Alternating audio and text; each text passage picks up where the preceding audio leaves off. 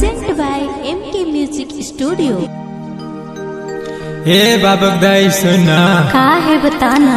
आजकल काम बूता भी नहीं मिले थे। हाँ। मैं जात हूँ परदेश ते लड़का छमला देख बे, ठीक है ना? ठीक है जा, लेकिन सुनना सौतन उतन झन अनबे ना। हाँ ठीक है ना। ठीक है मोर राजा।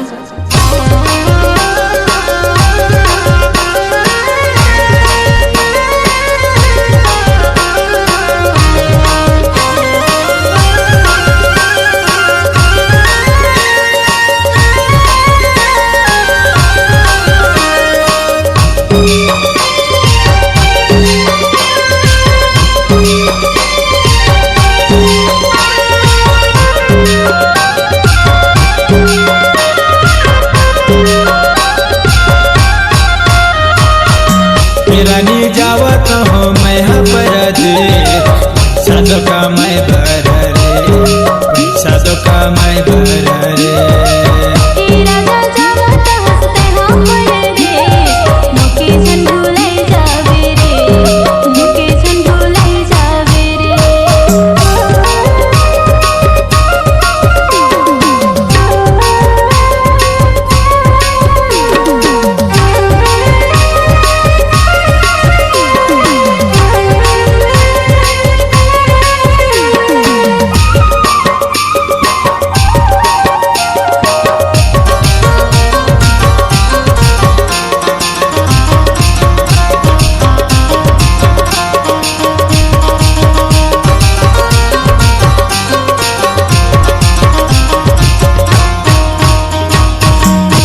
के काम बुता लहन बढ़िया करबे, कमला पढ़ाई ले रे, कमला पढ़ाई ले रे।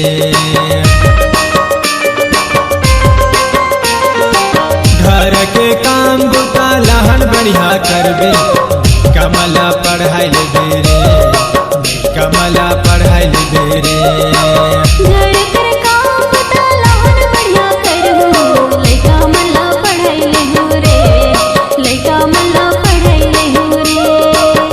रानी जावत हो मैं परदेश, साधो का मैं बर रे, पैसा दो का मैं बर रे।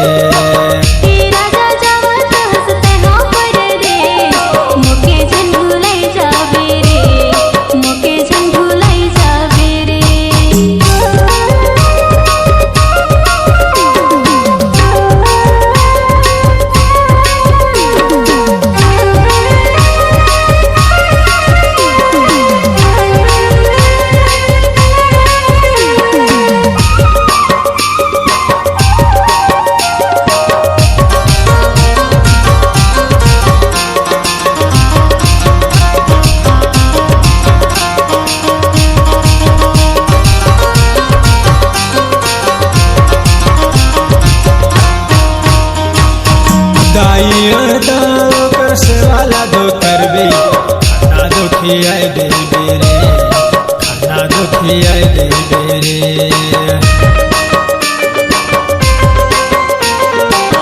दाइया दाव कर से वाला दो करबे, खाना दो खियाए दे रे, खाना दो खियाए दे रे।